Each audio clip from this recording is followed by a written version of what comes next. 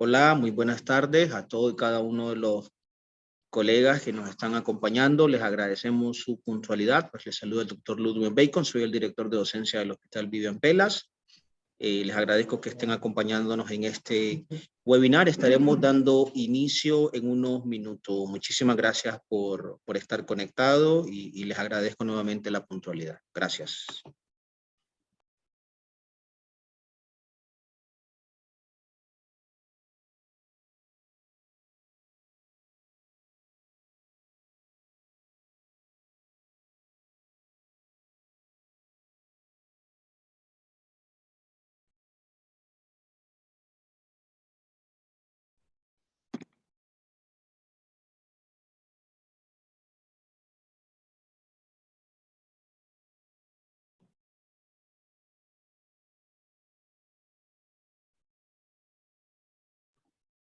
Hola, muchas gracias por estar en nuestra actividad académica el día de hoy. En 2 minutos estamos dando inicio. Muchas gracias. 2 minutos. Gracias por acompañarnos.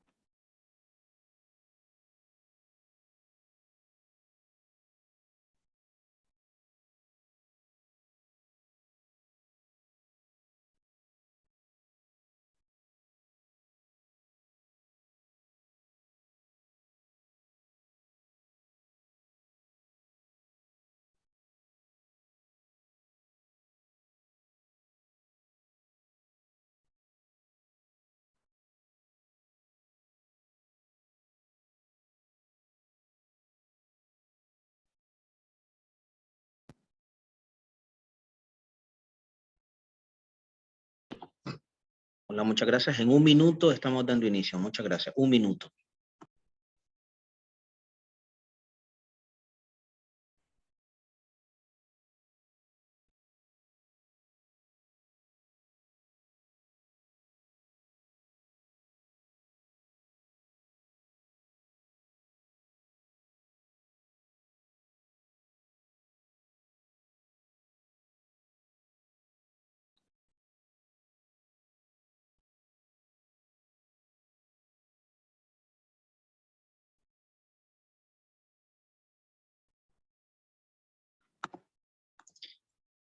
Hola, muy buenas tardes. Les agradezco a todos y cada uno de ustedes que nos estén acompañando en esta tarde, ¿verdad? Para continuar con nuestro programa académico del Hospital Vivian Pelas. Les saludo el doctor Ludwig Bacon, soy el director de docencia del hospital.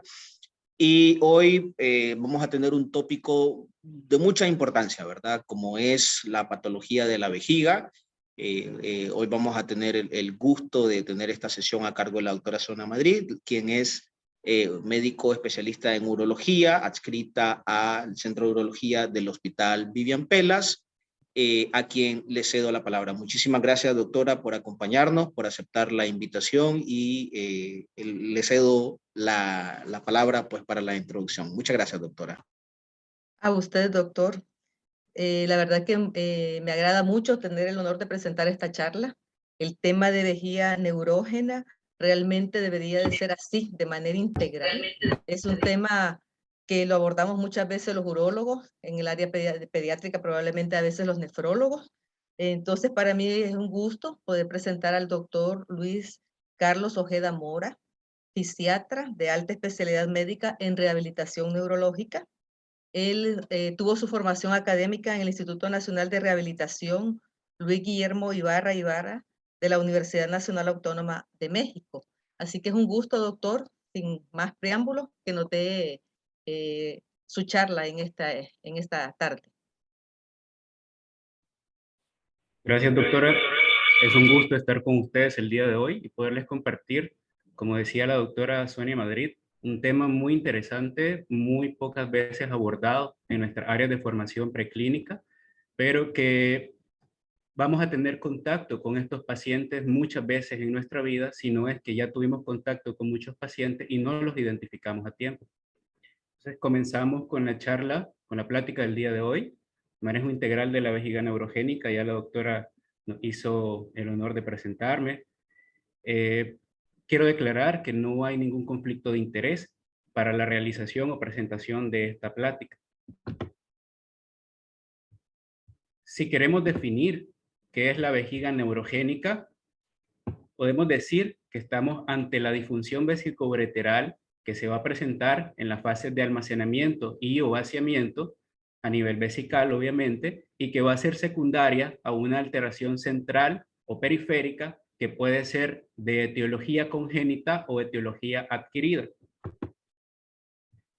Dentro de las causas vamos a tener todas aquellas afectaciones que se van a presentar como daño cerebral congénito o daño cerebral adquirido. También tenemos la lesión medular, pacientes pediátricos con algunas patologías a nivel medular, como el mielomeningocele, los pacientes con esclerosis múltiple en la etapa senil, en la cuarta, quinta década de la vida, pacientes con factores de riesgo o con patologías concomitantes van a presentar también en algún momento algún tipo de vejiga neurógena y también neuropatías por diversas causas.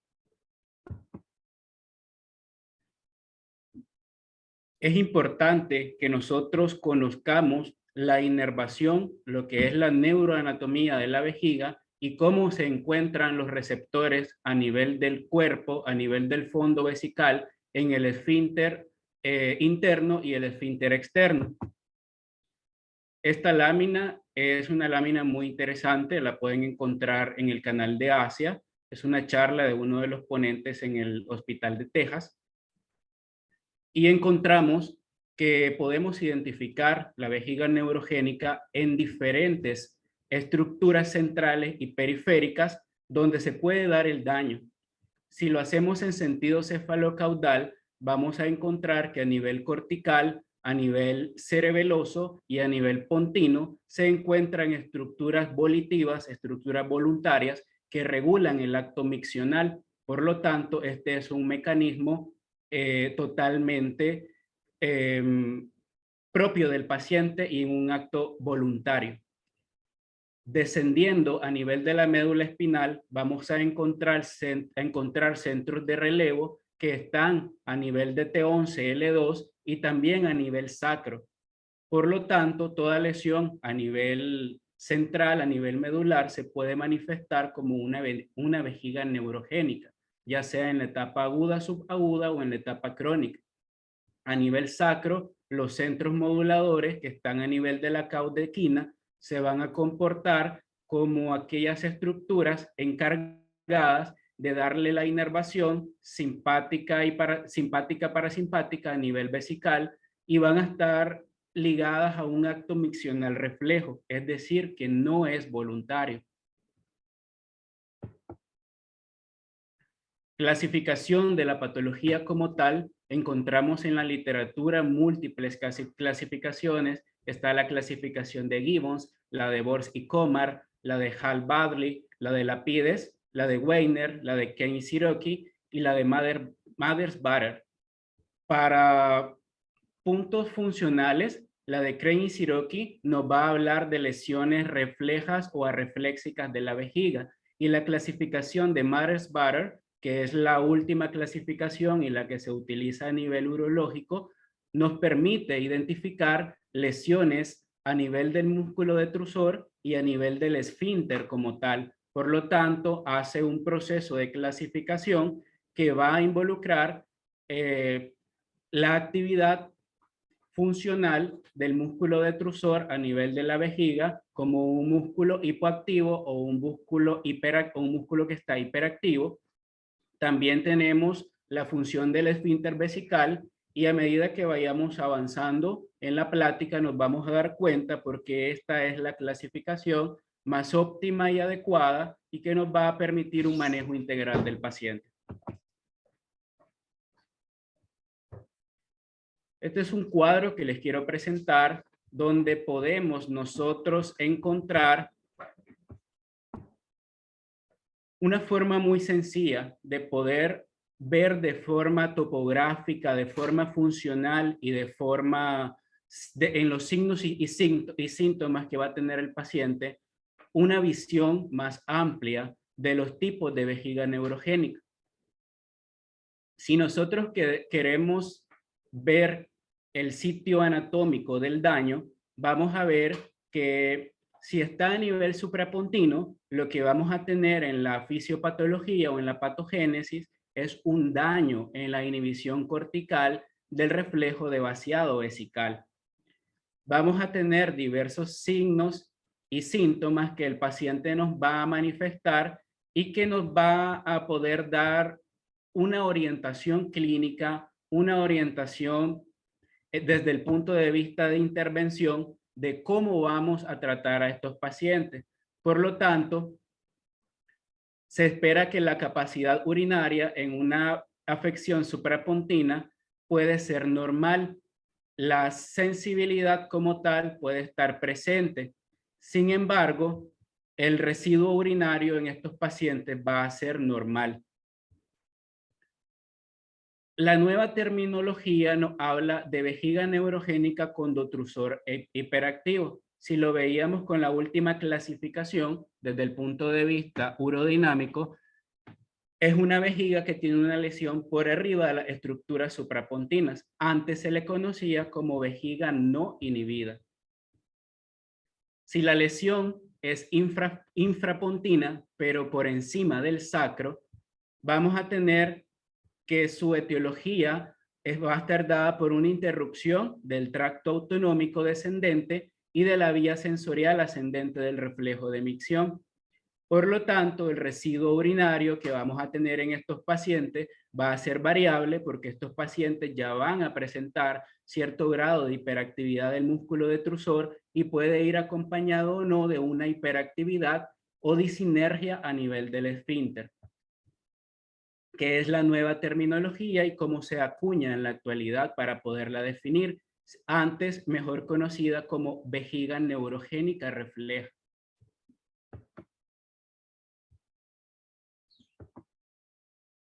Siguiendo con los tipos de lesión o la localización de la lesión, si esta está a nivel del cono medular o está en las raíces de S2 a S4 a nivel de la caudequina o a nivel de los nervios, vamos a tener un daño sensorial y motor con ausencia del control voluntario. Generalmente la sensación vesical puede estar ausente, pero dejemos un signo de interrogación a esta afirmación, que luego vamos a ver más adelante en la clase si es 100% cierto o no. La capacidad urinaria y el tono se encuentra reducido y la capacidad vesical va a estar aumentada. En estos pacientes el residuo urinario va a ser importante, más de 3 cruces, son pacientes que no tienen un tono del cuerpo y del cuello vesical adecuado, y estos pacientes generalmente suelen ser vejigas por rebosamiento o vejigas que pueden tolerar cargas urinarias muy elevadas, incluso más allá de los 500 ml. En la nueva terminología se le conoce como arreflexia del músculo detrusor y en la terminología antigua como vejiga autonómica.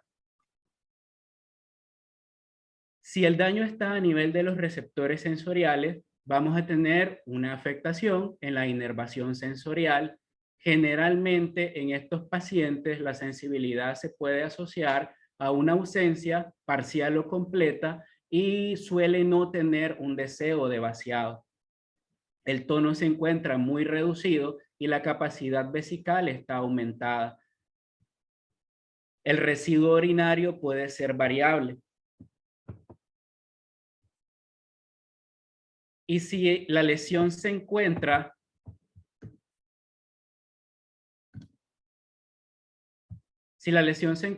a nivel de los receptores motores, va a haber un daño en la inervación motora. Estos pacientes tienen presente lo que es la sensibilidad vesical, porque no está dañada la parte sensorial. Sin embargo, suele ser reducido el tono y puede estar también su capacidad muy disminuida, antes mejor conocida como vejiga paralítica motora. En la fisiología miccional, nosotros vamos a tener una primera sensación de llenado a los 100 cc. El llenado completo se suele dar entre 400 y 500 cc, que es lo que genera el deseo miccional propio. El centro pontino de la micción es un centro coordinado y el centro saco de la micción es un segmento que va a ser reflejo, por lo tanto no es voluntario. ¿Por qué debemos abordar la temática de vejiga neurogénica? Este estudio es un estudio muy interesante que se realizó bajo el criterio de poder ver en los pacientes con lesión medular cuáles eran aquellos aspectos que ellos consideraban más importantes, deberían estar involucrados en el proceso de rehabilitación, en su manejo interdisciplinario, y que ellos esperaban tuviesen una mejor respuesta con los diversos tratamientos médicos y rehabilitadores. En este estudio se encontró que en las personas que cursan con una cuadriplegia, estos tenían como objetivos primordiales lo que era la recuperación de la función a nivel manual. Se esperaba también que ellos tuviesen una mejoría en el ámbito sexual, era algo que les preocupaba mucho, aproximadamente el 13%.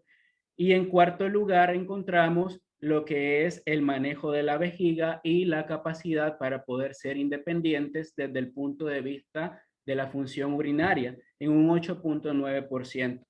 En pacientes con cuadriplegia, en pacientes con paraplegia, estos solían tener como primera punto de importancia una recuperación a nivel de la función sexual, era lo que más les involucraba mejorar, y a nivel vesical aproximadamente un 18%.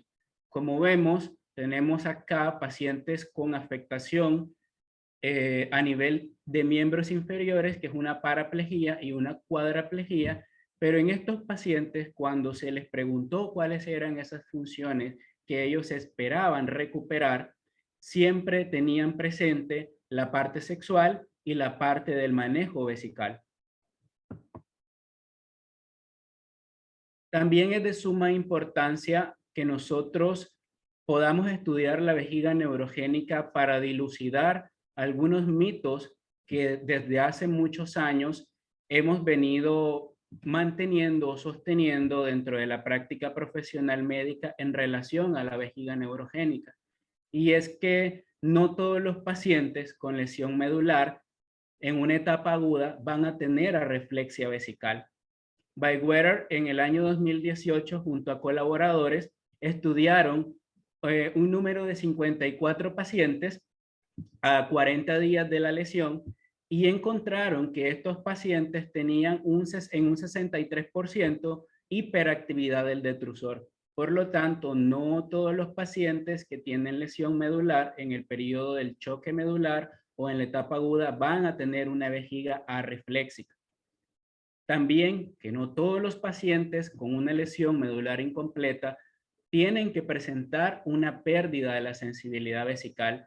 Es por eso que en el cuadro que estábamos presentando anteriormente dejábamos abierta la duda si el paciente perdía o no la sensibilidad vesical. Ersos, en el año 2004, con 73 pacientes estudiados que tenían lesión medular crónica, se le realizaron estudios de urodinamia y esta urodinamia reportó que existía sensibilidad vesical en el 40% de los pacientes que tenían una lesión medular completa. Aspectos importantes en la valoración inicial de los pacientes: una adecuada anamnesis e historia clínica. Determinar el nivel neurológico y funcional que tiene el paciente. Esto es muy importante ya que a veces obviamos la valoración neurológica inicial u omitimos algunos aspectos importantes como es el estudio de los segmentos sacros, los reflejos asociados a los segmentos sacros, la capacidad cognitiva que tiene el paciente, los antecedentes de deterioro cognitivo, antecedentes de afectaciones a nivel central, eventos vasculares cerebrales, la demencia senil, pacientes que tienen un abuso de sustancias. Y todo esto nos puede llevar a que no vamos a tener una detección temprana u oportuna de la vejiga neurogénica. Es importante estudiar los antecedentes miccionales y las patologías previas que presenta el paciente. El antecedente de los medicamentos, las cirugías realizadas al paciente, principalmente a nivel urológico, las pacientes femeninas que tuvieron algún tipo de intervención a nivel del piso pélvico y que nos acuden a consulta con una manifestación o una sospecha de vejiga neurogénica. Siempre se debe de indagar la sexualidad, el hábito sexual previo del paciente. Es un aspecto que solemos omitir, obviar, no preguntamos, no es de común manejo que lo hagamos en la consulta de rutina, pero los países latinoamericanos nos caracterizamos porque existe mucho tabú, existe también mucha vergüenza por parte del paciente para poder abordar la temática de la sexualidad. Y como ya vimos en la plática, para los pacientes, independiente del nivel de lesión, sigue siendo importante el abordaje adecuado, el abordaje integral de la sexualidad, y es un derecho que al paciente no se le puede negar. Y la realización del examen físico completo.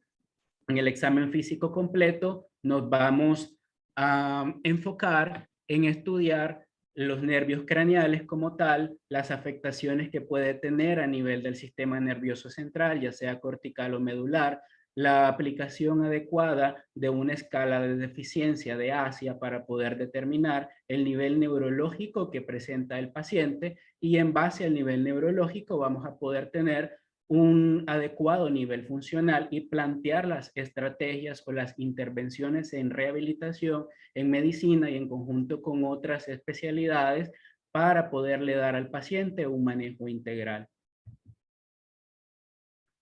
Los objetivos urológicos deben de estar enfocados en preservar el sistema urinario superior, evitar las complicaciones dentro de las que se encuentra la infección del tracto urinario o la presencia de litiasis, favorecer la continencia urinaria en el paciente, promover calidad de vida. Y cuando hablamos de calidad de vida, no solamente es la preservación del tracto urinario superior, hablamos de calidad de vida cuando al paciente le permitimos una integración social, una recuperación de funciones previas, cuando el paciente puede integrarse a la vida laboral y en algo tan sencillo como mantener al paciente seco, que debe de ser algo primordial, porque el paciente no se va a poder integrar a nivel social, a nivel familiar ni a nivel sexual si está presentando fuga, escape, o los periodos en los que se encuentra seco sin algún tipo de incontinencia son demasiados escasos o demasiado cortos. Y acá caemos en el último objetivo, que es la satisfacción del paciente, el bienestar psicológico y emocional, físico, sexual y social.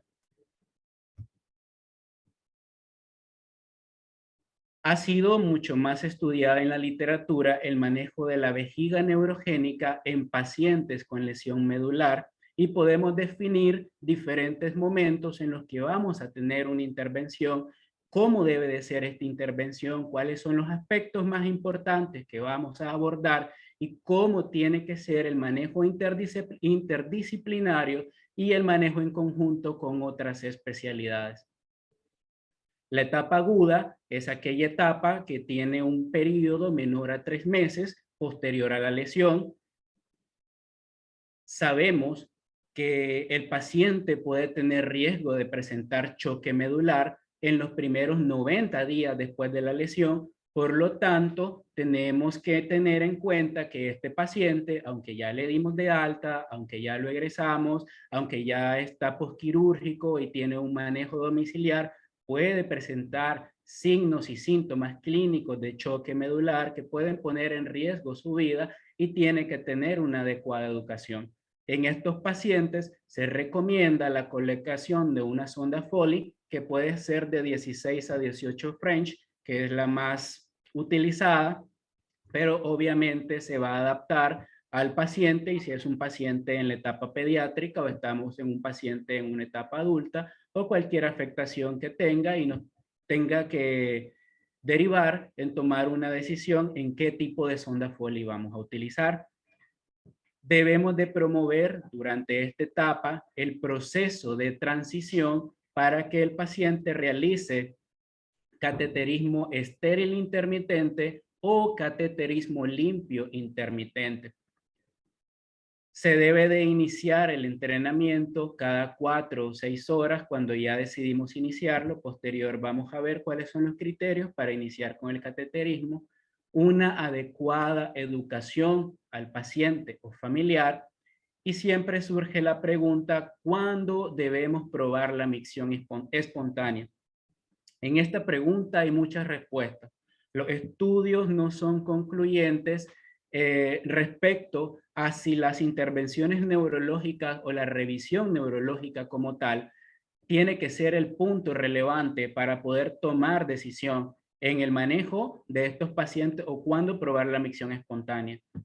Se debe tener en cuenta que si el paciente tiene una recuperación neurológica y motora óptima, es decir, que su revaloración con el ASIA posterior a la lesión a las 72 horas y al mes ha tenido ganancia motora y recuperación de las sensibilidades sacras, es muy probable que este paciente va a terminar en una micción espontánea a mediano o a largo plazo. Y tenemos que estar pendiente del reflejo bulbo cavernoso y el reflejo anal cutáneo, que suelen ser, junto con el reflejo cremasteriano, la manifestación corporal de la indemnidad de los segmentos sacros, segundo, tercero y cuarto, que son los involucrados en el acto y reflejo de la micción.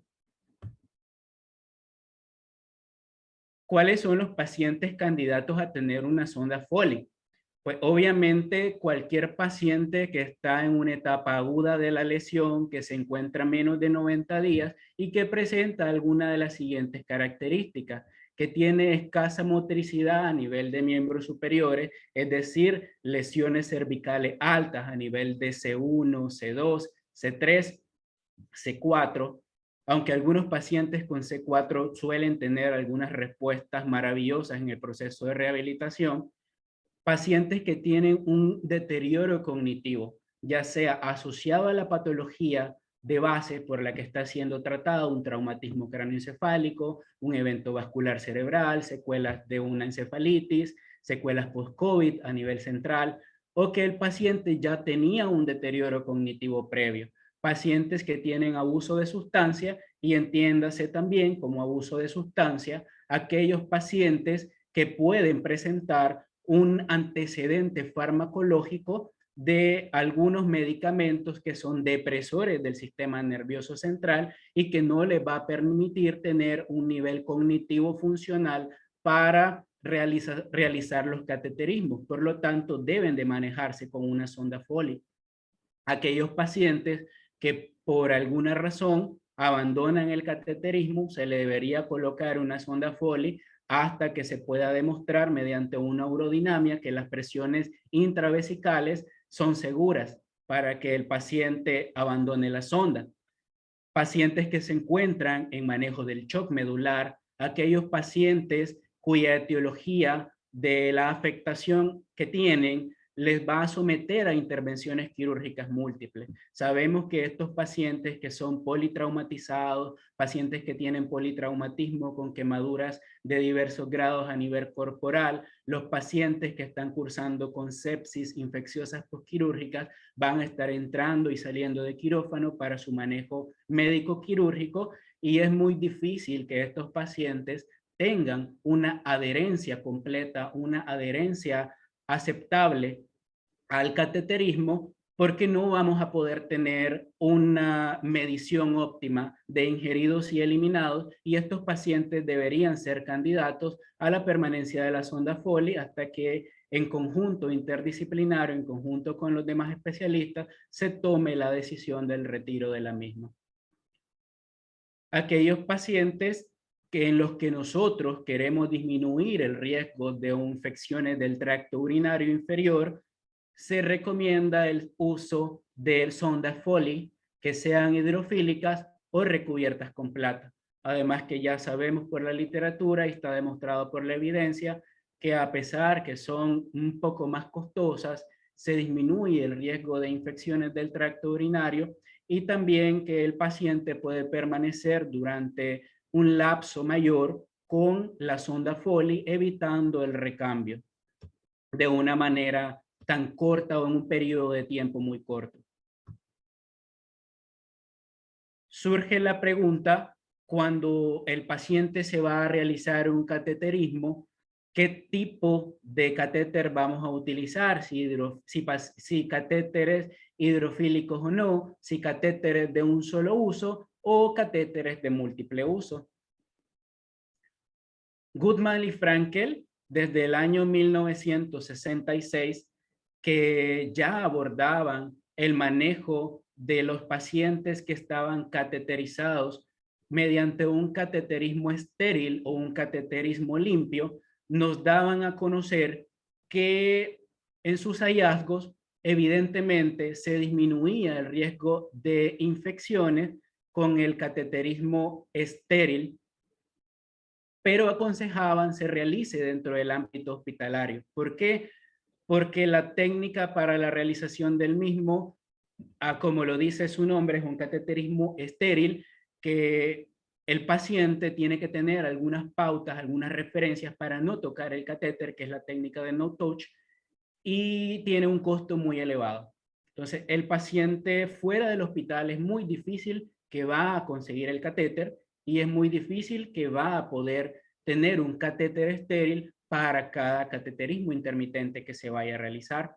Sin embargo, la literatura en estos estudios que presento nos dice de que la comparación que se ha hecho entre el cateterismo estéril y el cateterismo limpio o limpio intermitente, como lo conocemos, sí tiene disminución del riesgo a nivel de las infecciones del tracto urinario, pero con una técnica adecuada, el cateterismo limpio intermitente con una técnica de no touch del catéter, con el uso de guantes estériles al momento de la realización o una adecuada técnica de lavado de manos, se disminuye el riesgo de infecciones urinarias y cuando se evalúa el costo-beneficio, nos damos cuenta que al paciente le es útil. Por lo tanto, si el paciente puede realizar cateterismo estéril, perfecto, dentro de la primera opción. Pero si se puede realizar un cateterismo limpio intermitente, no hay ningún problema. En cuanto a la comparación que se hace, si el paciente debe de utilizar un catéter que sea hidrofílico o un catéter no hidrofílico, los estudios, realizado por Giantoni y colaboradores, nos dice que obviamente el paciente que se realiza un tipo de cateterismo con un catéter hidrofílico va a tener con catéter hidrofílico va a tener algunos cambios sustanciales en el riesgo de tener hematuria o algunas complicaciones urológicas en relación con la realización de un catéter no hidrofílico. Si abordamos la lesión medular y vejiga neurogénica en algunos ítems que son importantes y que debemos conocer, no solo como médicos rehabilitadores, como médicos urólogos, sino también dentro de la medicina general y en la práctica de las múltiples especialidades que se van a interconectar para manejar al paciente con vejiga neurogénica, podemos definir algunos tips que nos van a ayudar en la toma de decisiones con estos pacientes. Nosotros podemos decidir la transición de la sonda Foley a un cateterismo estéril intermitente o un cateterismo limpio intermitente si tenemos un adecuado control de ingeridos e eliminados. Si el paciente tiene una orina menos de 2.500 en 24 horas, nosotros podemos ir pensando que este paciente es candidato para la transición hacia el cateterismo en cualquiera de sus presentaciones. Si el paciente tiene un catéter externo o una esfinterotomía o tiene la presencia de una sonda Foley, vamos a cuantificar la orina cada 24 horas. Estas son las pautas de manejo para los pacientes que presentan este tipo de catéter.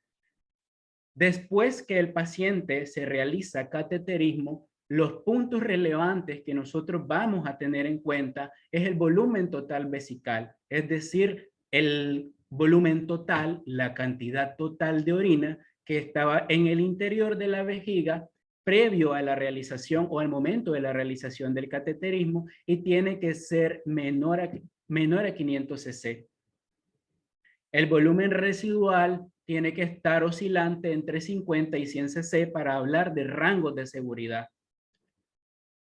Si tenemos 3 mediciones de orina menos de 50 cc, podemos iniciar un protocolo con la mano del servicio de urología para que el paciente se le realice en estudio urodinámico y pensar que pudiese ser candidato a una micción espontánea. Aclaro, esto va a depender de los hallazgos urodinámicos en cuanto a la capacidad vesical, en cuanto a las presiones intravesicales que maneja el paciente, que ya sabemos que tienen que ser menores de 30 centímetros de agua para hablar de seguridad, y también va a depender de otras afectaciones que pueda tener o no el paciente a nivel del tracto urinario inferior, estenosis uretrales, la presencia de epididimitis, falsas vías que se crearon cuando el paciente estuvo con el cateterismo, pacientes que tienen perforaciones, y también es importante en este punto aclarar que sí existen en el mercado algún tipo de catéteres que son de punta flexible que podemos utilizar en pacientes que tienen una falsa vía. La punta flexible vence esta falsa vía y se introduce en la uretra como tal, y en pacientes que tienen estenosis también hay algunos catéteres que vienen con algún tipo de dilatador en la punta, una punta roma dilatada, que nos permite tener un acceso mejor a la uretra y dentro de rangos de seguridad. El cateterismo debe estar indicado en aquellos pacientes que tienen un nivel funcional óptimo. ¿A qué nos referimos con nivel funcional óptimo? Son estos pacientes que van a tener la capacidad para poder manipular el catéter, es decir, que tienen una función motora manual adecuada, que les permite cumplir con todos los requerimientos de catéter limpio o catéter estéril, la técnica de no touch del catéter, y que va a disminuir el riesgo de infecciones del tracto urinario. Importante que el paciente haya recibido educación y entrenamiento para el procedimiento. Hago énfasis en este punto. A veces sentimos que hacemos mucho por el paciente y hacemos poco. Y a veces sentimos que hacemos poco por el paciente y hacemos mucho. Y realmente logramos un impacto en la calidad de vida y en poder tener objetivos medibles en las intervenciones que hacemos. ¿Qué entendemos por educación y entrenamiento para el procedimiento? No solamente es la técnica que nosotros vamos a manejar como médicos rehabilitadores, como médicos urólogos, que vamos a estar de la mano en el manejo de la vejiga neurogénica. Cosas tan sencillas como que el paciente conozca la anatomía de su cuerpo, sepa dónde queda el esfínter uretral, algunas técnicas tanto en el hombre como la mujer para vencer la resistencia de la uretra.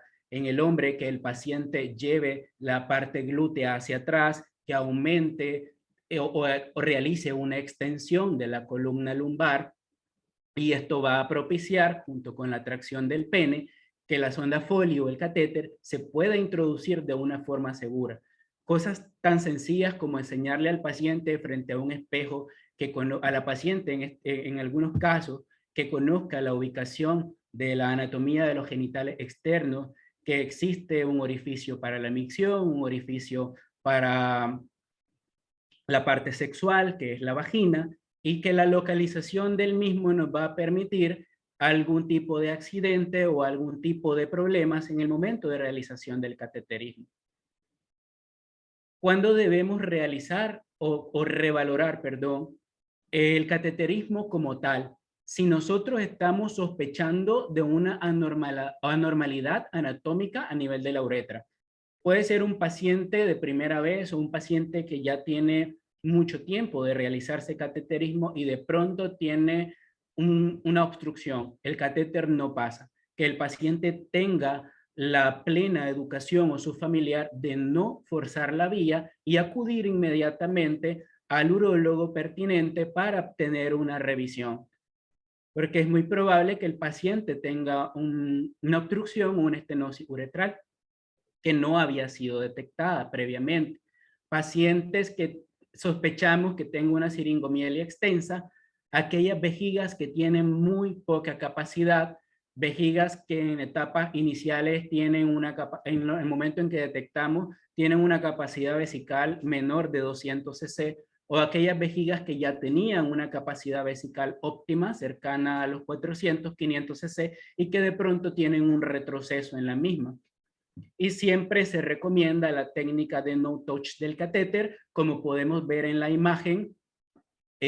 Aunque hablamos de destreza funcional en la mano para que se pueda realizar el cateterismo bajo esta técnica, sí existen algunas ayudas técnicas y aditamentos en el mercado o se pueden fabricar en conjunto con la terapia ocupacional para que al paciente que tiene una afectación al nivel flexo-extensora en la mano o aquellos pacientes que no realizan una adecuada oponencia del pulgar o que no realizan una pinza adecuada, puedan tener la opción de tener una calidad de vida, una vida independiente mediante la realización de un cateterismo con una ayuda técnica pertinente. El catéter suprapúbico lo vamos a indicar o lo vamos a pensar en aquellos pacientes que tienen una anomalía de la uretra, pacientes que tienen obstrucciones recurrentes por el uso de sonda Foley, aquellos pacientes que por la parte sexual no desean tener un catéter, en este caso los varones o algunas veces las mujeres, es más común en varones, que no desean tener un catéter, que no desean tener una sonda Foley y prefieren tener un catéter suprapúbico para poder mantener una vida sexual activa. Pacientes que tienen alguna uretritis, prostatitis, procesos inflamatorios infecciosos a nivel del tracto urinario inferior, aquellos pacientes que por imagen corporal y decisión también desean realizarse un cateterismo y siempre y cuando un cateterismo suprapúbico, siempre y cuando no tengan una contraindicación por parte del servicio de urología. El condom catéter podemos también utilizarlo en los pacientes, pero el paciente tiene que tener una destreza manual adecuada que le permita poderlo colocar en el pene en una forma óptima.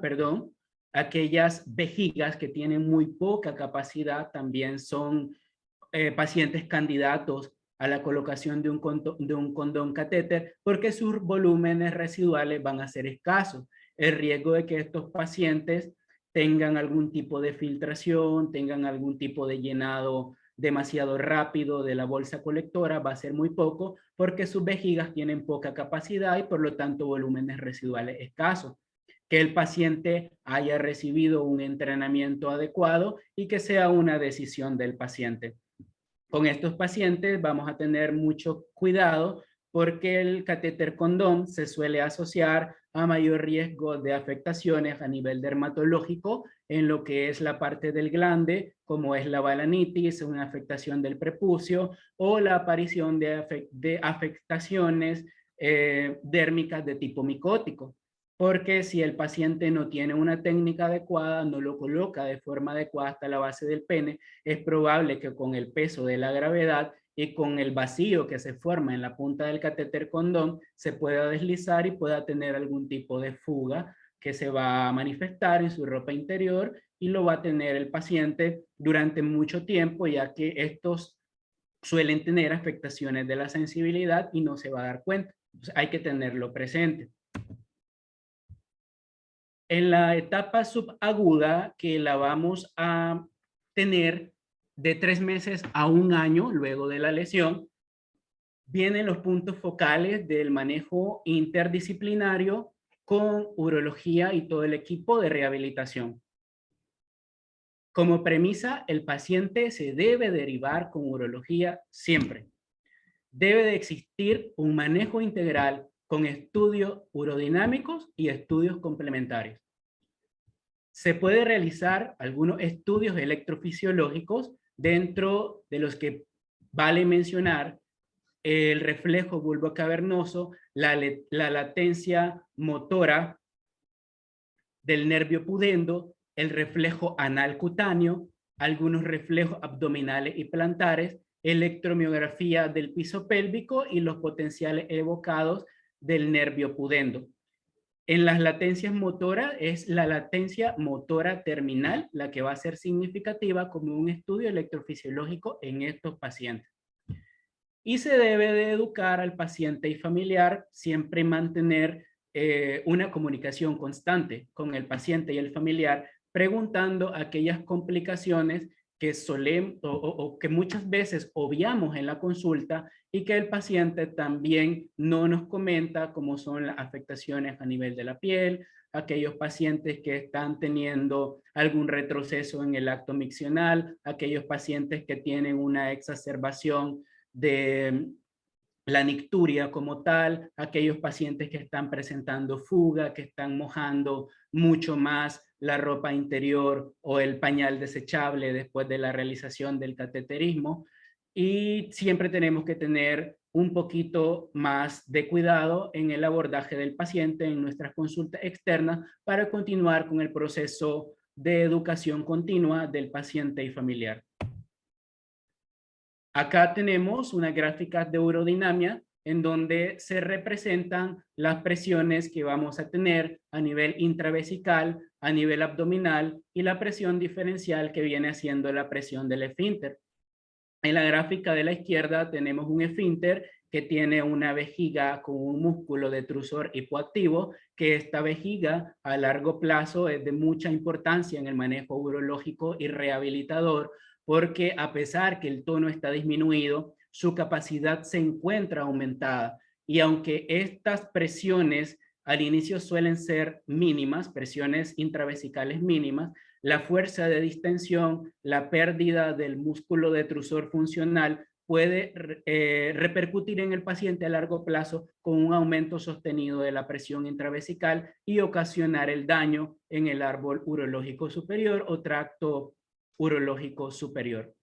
En la segunda gráfica tenemos la vejiga más temida para el manejo urológico o el manejo rehabilitador, que es la vejiga con una hiperactividad del músculo detrusor y también una disinergia o una hiperactividad a nivel del esfínter.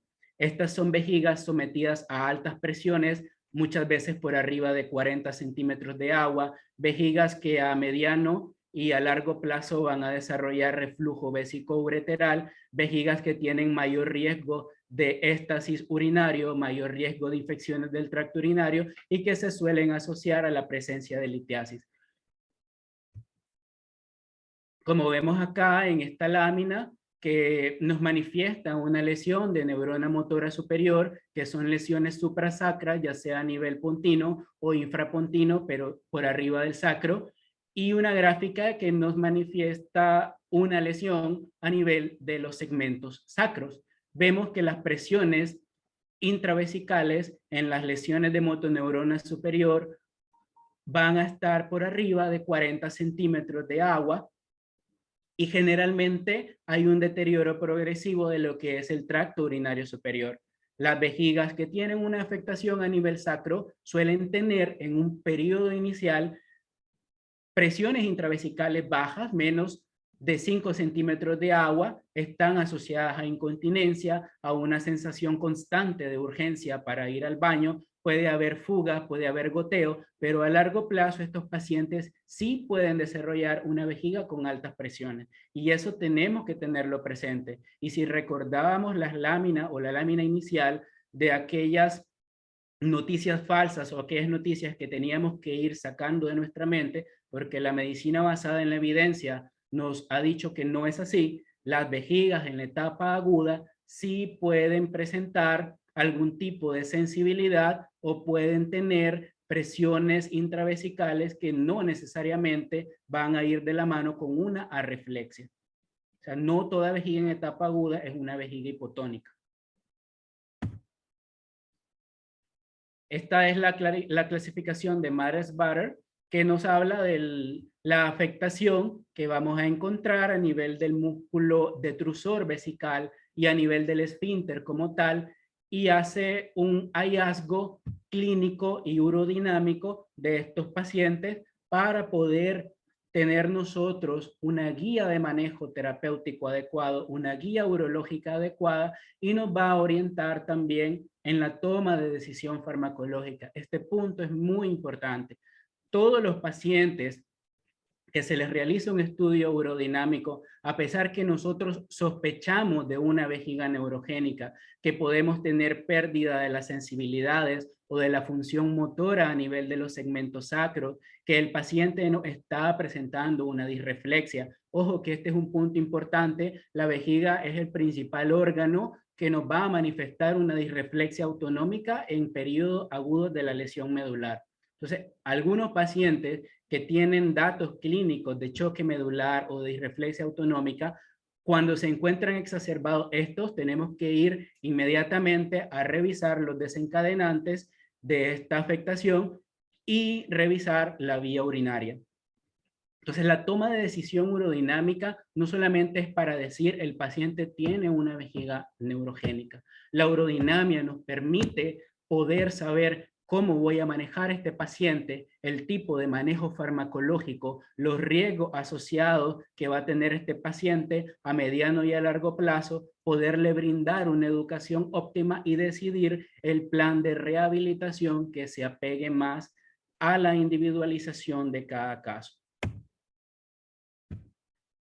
Dentro de los fármacos, los más utilizados, pues vamos a hablarlos someramente, pues los colegas urólogos y los colegas neurólogos o los colegas internistas que manejan algún tipo de vejiga neurogénica son los que tienen experiencia en el manejo farmacológico de la vejiga neurogénica, pero para cultura general los bloqueadores alfa actúan a nivel del esfínter interno y a nivel del trígono vesical, a nivel de músculo detrusor, ocasionando una relajación del mismo. Los antimuscarínicos relajan la musculatura del detrusor.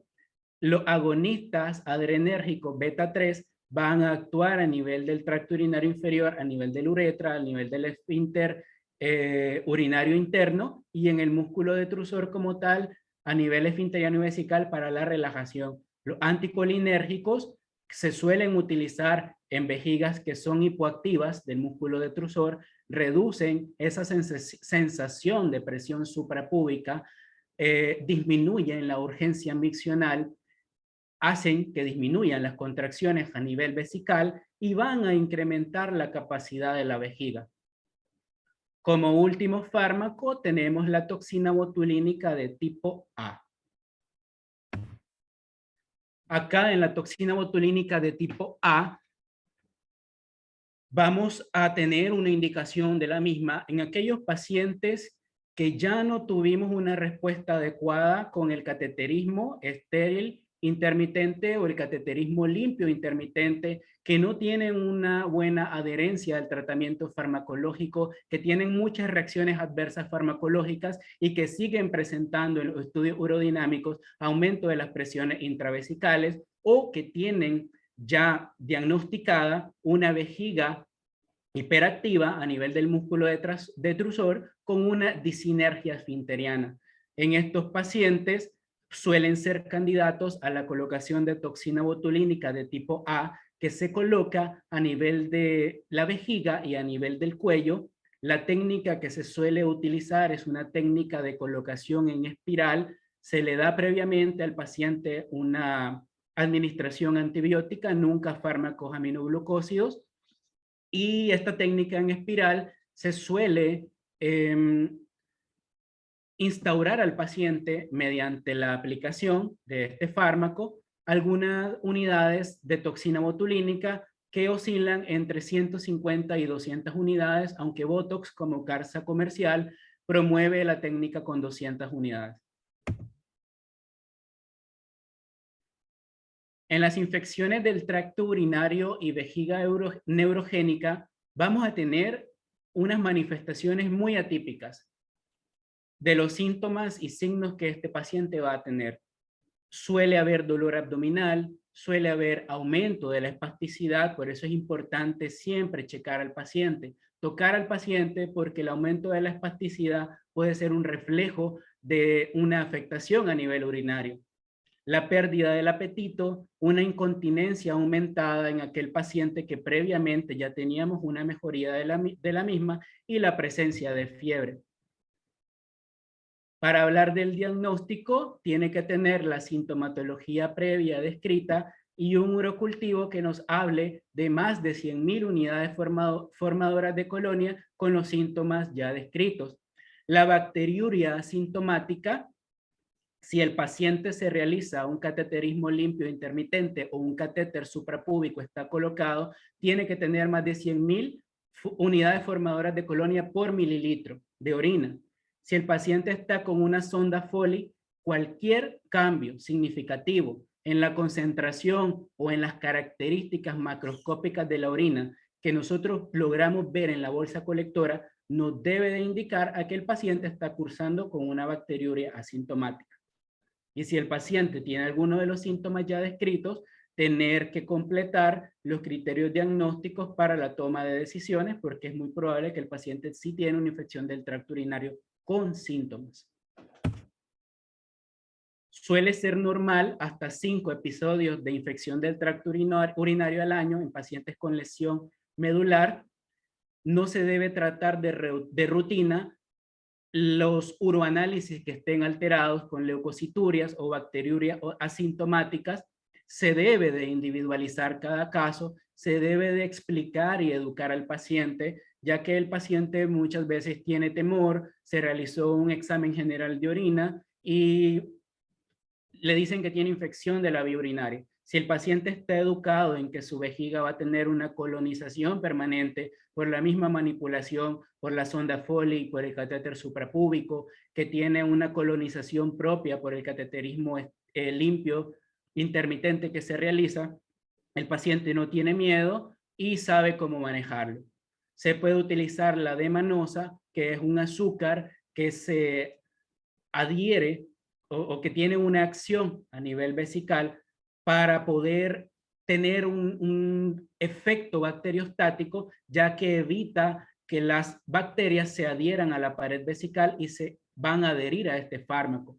El uso de vitamina C, que se puede utilizar hasta 2 gramos al día, distribuidos en tomas cada 12 horas de 1 gramo, o las tabletas de cranberry, que en la literatura también se describen con un nivel de evidencia B. En la rehabilitación, todo programa de rehabilitación debe de tener objetivos planteados, y estos objetivos se van a lograr con algunas intervenciones o algunos mecanismos. Los más importantes van a ser promover la adherencia al programa de rehabilitación. Si el paciente no se encuentra motivado, si el paciente no entiende la importancia del cateterismo, si el paciente no entiende la importancia de la rehabilitación en la vejiga neurogénica, no maneja las complicaciones que va a tener a nivel del tracto urinario superior si no se ha valorado en conjunto con los servicios de urología, es muy difícil que este paciente se va a adherir al programa. Si el paciente no conoce la anatomía, si el paciente no tiene una educación lúdica, si el paciente tiene temor, es muy difícil que vamos a tener objetivos medibles. Se debe de procurar que el paciente o mantener una rutina de evacuaciones horarias con el cateterismo limpio intermitente. lograr una función vesical más óptima. Acá en la rutina de evacuaciones horarias siempre debe de oscilar entre las 4 y 6 horas en la realización del cateterismo. Muchas veces se envía el cateterismo cada 3 horas y cuando lo enviamos cada 3 horas es el mayor número de intervención de un instrumento, de un elemento extraño que estamos introduciendo en el tracto urinario inferior. Es probable que el paciente al inicio de la cateterización no conoce la técnica de no-touch adecuada y vamos a aumentar y propiciar las infecciones del tracto urinario.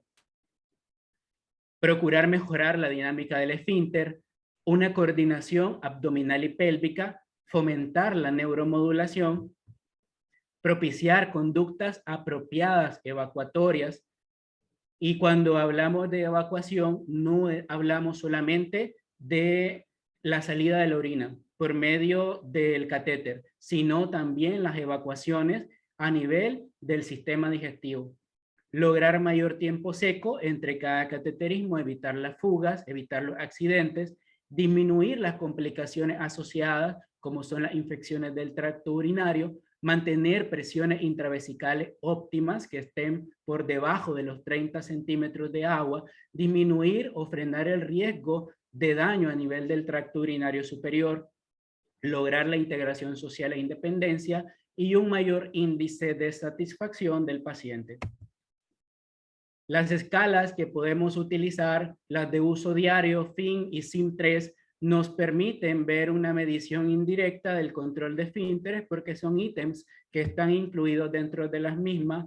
La escala de Qualibent 30 o Short Form puede ser utilizada para ver la satisfacción urológica y en rehabilitación del paciente. Y también hay otras escalas como la escala de Lutz que nos permite ver niveles de satisfacción. Importante el control de la respiración diafragmática y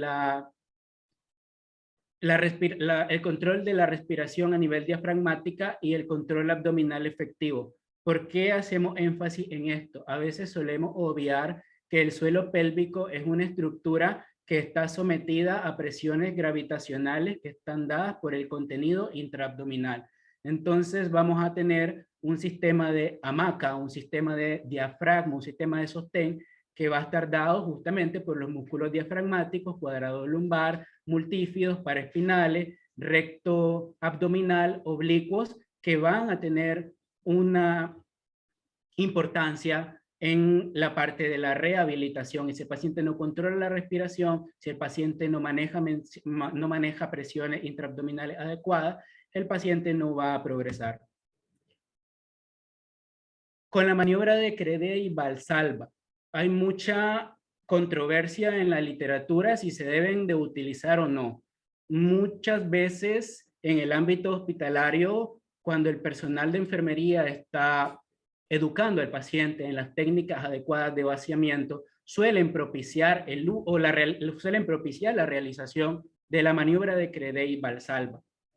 Tenemos que recordar que cuando nosotros tenemos al paciente en el hospital, si no hemos realizado la urodinamia, no manejamos cómo es la presión intravesical de este paciente.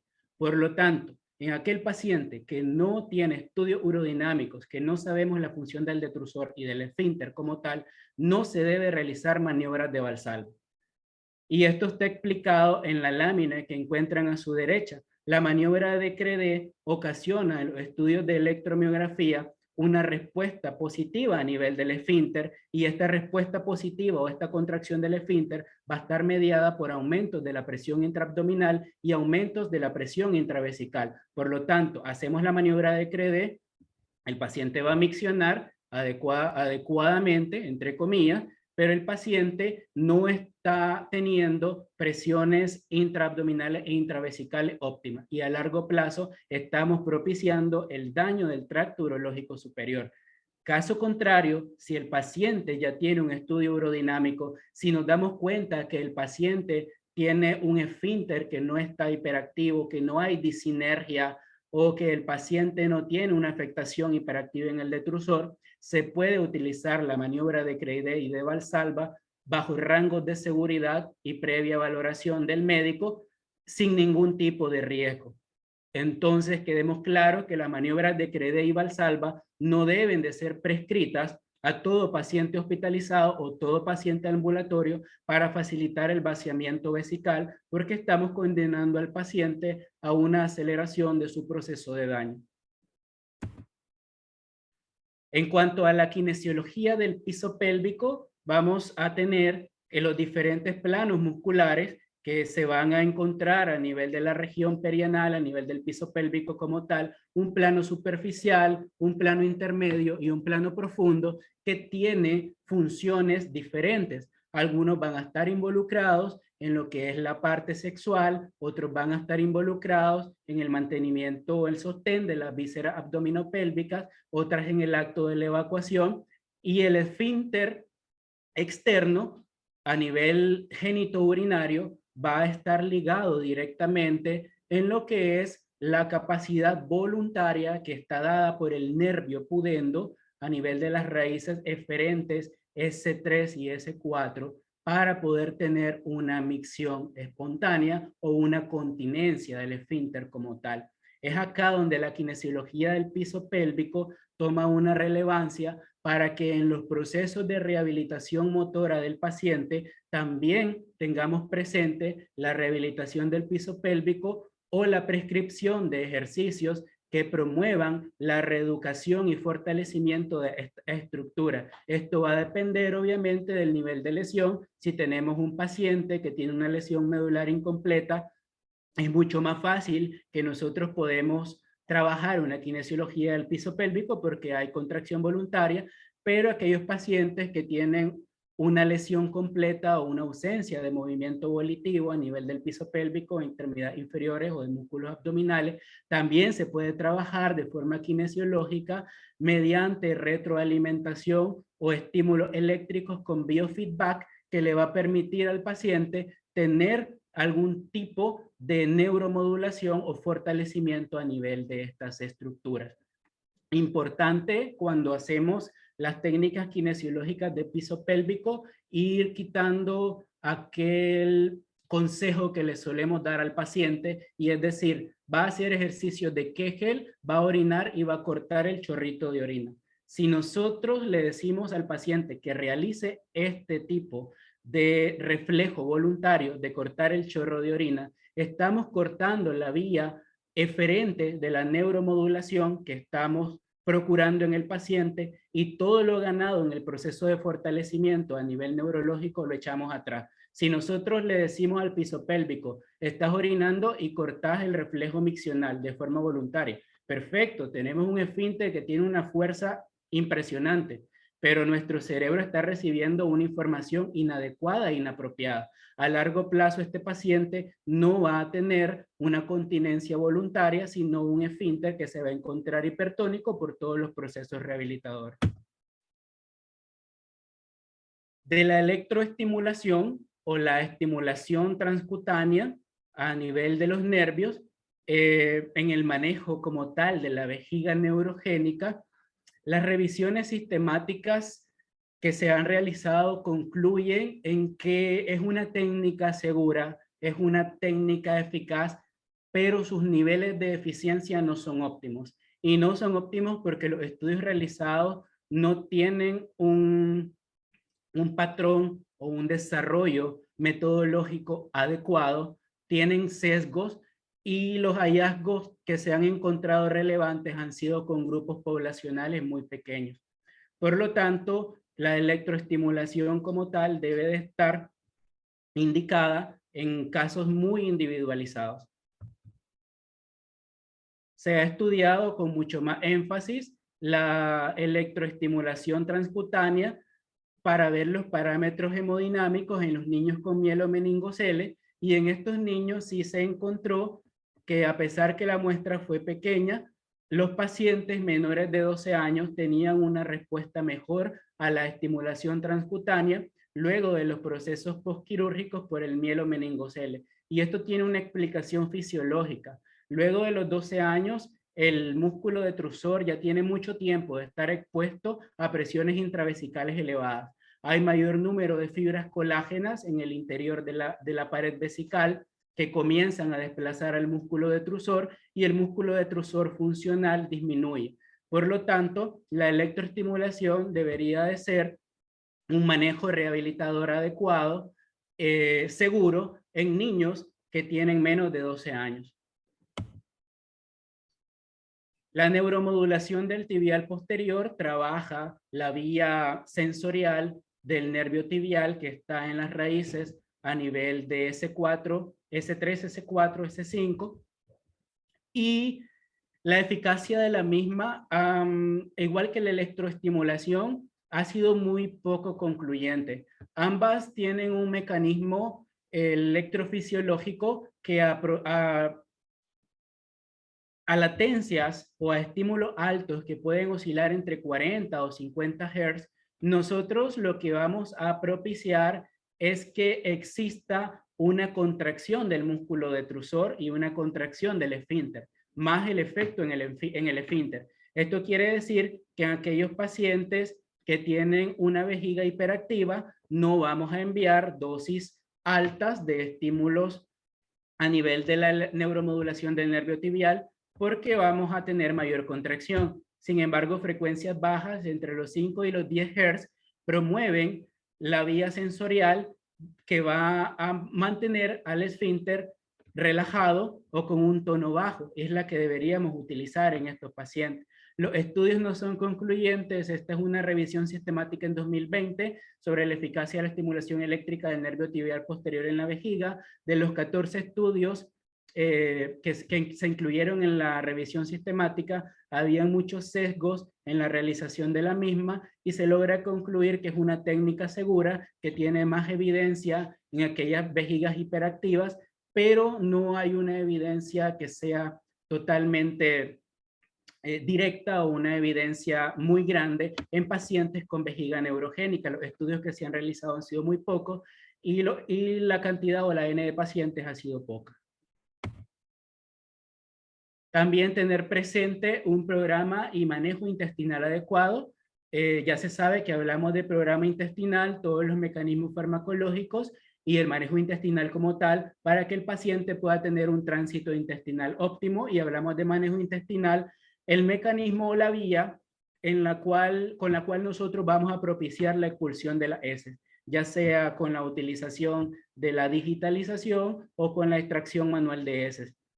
Los estudios han hecho mucho énfasis en que el manejo de la constipación, el manejo del intestino neurogénico no puede ser una entidad aislada de la parte miccional.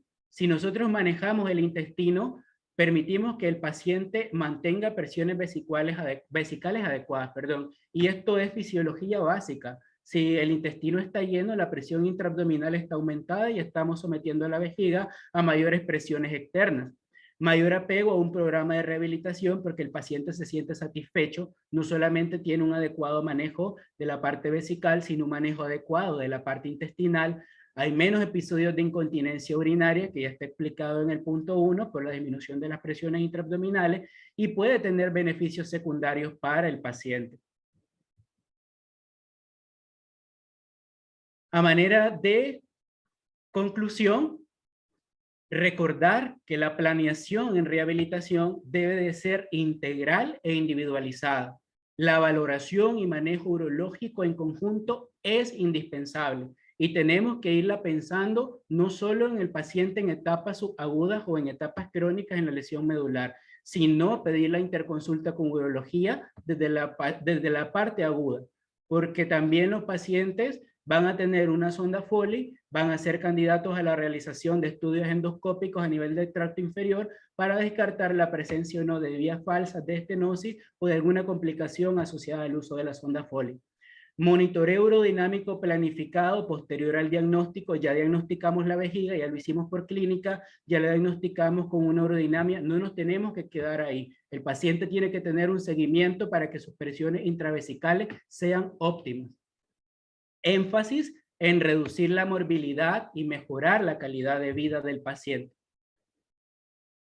Cada paciente es una oportunidad para aprender algo nuevo y único. Tenemos que ir cambiando alguna mentalidad que tengamos e individualizar los procesos de rehabilitación para cada paciente. Muchas gracias.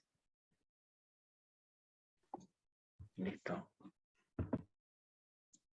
Muchas gracias, doctor Ojeda. La doctora Madrid está por ahí. Sí, doctor. Excelente presentación con muy buenos puntos de reflexión.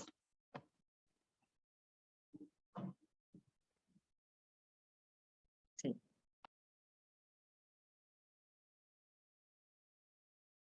Bueno, muchas gracias, doctor. Aquí estoy. Muchas gracias por la presentación, excelente presentación acerca de la vejiga neurógena en el lesionado medular.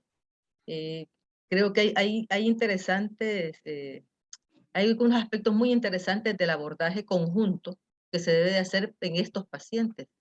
Y la luz realmente para el diagnóstico oportuno de qué tipo de vejiga neurógena se trata y de qué abordaje se le va a hacer en conjunto, lo da realmente la urodinamia. Esto es algo en lo cual esperamos que sea una próxima inversión, porque tenemos el aspecto del lesionado medular, pero también la aplicación en los no lesionados medulares. ¿Se me escucha, doctor? Sí, doctora, adelante, continúe. Hay dos preguntas acá. Una es de la doctora Somarriba. ¿Cuál es la respuesta del manejo rehabilitador de la vejiga, piso pélvico, en las primeras etapas del diagnóstico de Parkinson? Y que si hay una ventaja en inicio temprano o si su evolución es diferente a la intervención de rehabilitar mientras el paciente todavía tiene independencia motora. Y la otra pregunta es la edad máxima en la cual se puede efectuar una urodinamia.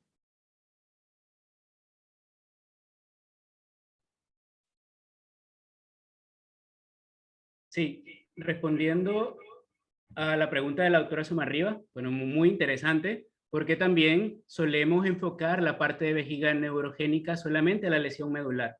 Y no es así. Toda afectación central, toda afectación a nivel de los centros volitivos de la micción va a manifestarse como un probable desarrollo de una vejiga neurogénica. El paciente con Parkinson tiene una línea de tiempo en la aparición de los signos y síntomas. Entonces vamos a tener un paciente con Parkinson que al momento de aparecer los síntomas motores o de diagnosticar el Parkinson con los síntomas motores, ya tiene 10, 15 o 20 años, se habla de alguna literatura, de estar presentando signos y síntomas no motores. Y dentro de estos signos y síntomas no motores, que pueden ser la incontinencia urinaria, la constipación, la presencia o no de afectación en el ciclo de sueño, la depresión, los trastornos a nivel conductual, a nivel psiquiátrico que va a tener el paciente, es la primera pauta, o sea, el primer momento en que nosotros tenemos que diagnosticar al paciente. Y acá la pregunta es muy interesante en cuanto a la kinesiología. El paciente con Parkinson suele tener a largo plazo deterioro de sus funciones cognitivas. Si nosotros intervenimos en las etapas agudas o en las etapas iniciales o en esos 10 años hacia atrás en la línea de tiempo, cuando el paciente está teniendo incontinencia urinaria o está teniendo algún trastorno a nivel de la vía digestiva, como es la constipación, podemos combinar la kinesiología del piso pélvico con el yoga, con el tai chi, que son instrumentos o medidas que nos permiten que el paciente tenga una adecuada coordinación, equilibrio, menor riesgo de caídas y lo podemos literal tener una coordinación y un manejo en cuanto a lo que son los ejercicios de piso pélvico. Muy bien, doctor. En cuanto a la pregunta de urodinamia, quizás ahí por el término, la parte de urología, ¿verdad? La urodinamia realmente... La pregunta de la... Ok. Sí, la urodinamia se puede hacer, bueno, por urología hasta toda edad, ¿verdad? Pues mientras el paciente tenga indicación para ello. No solamente, la urodinamia no solamente es en el paciente lesionado medular, sino también en aquellos que tengamos alguna sospecha de otros problemas asociados, incluso pues ya en el paciente no lesionado que tiene problemas prostáticos severos. Ahora hemos visto cuánto nos ayuda a tener una urodinamia para predecir si llegamos a hacer una cirugía de próstata, qué va a pasar con esa vejiga y a qué tratamiento vamos a tener cuál va a ser la expectativa, ¿verdad? Que vamos a tener con ese paciente y luego qué tratamiento va a tener y no el concepto que se daba antes de que el paciente quedaba mal porque había sido mal operado de la próstata, por ejemplo, o una paciente ya de mucha edad que tiene un problema del suelo pélvico y ya tiene un problema de vaciamiento de vejiga, poder identificar si es un problema de contracción del detrusor o es un problema obstructivo. Entonces la urodinamia no tiene edad, ¿verdad? Esa es mi opinión. ¿Y si algo más, doctor? Estoy totalmente de acuerdo, doctora. Con los estudios urodinámicos realmente nosotros lo podemos hacer y están indicados en la guía de manejo de los niños con mielomeningocele o con afectación medular en etapas tempranas de la infancia y en aquellos pacientes que tienen edades muy avanzadas. O sea, mientras el paciente miccione, se puede realizar los estudios urodinámicos y esto nos va a permitir toma de manejo rehabilitador, toma de manejo farmacológico, ver si este paciente es candidato o no a una combinación de rehabilitación y manejo farmacológico, cuál es la intervención que vamos a hacer, si vamos a tener cateterismo, nos permite valorar las presiones intravesicales y el riesgo no de daño a nivel del tracto urinario superior y nos va orientando para algunos procedimientos más invasivos como la aplicación de toxina botulínica o algunas cirugías que se pueden realizar en el paciente con vejiga neurogénica.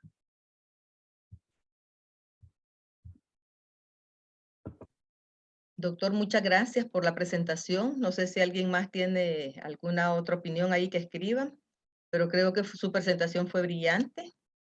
Y el doctor Bacon, ¿se va a dar algunas palabras?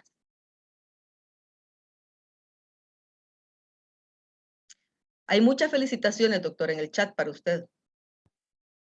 Muchas gracias.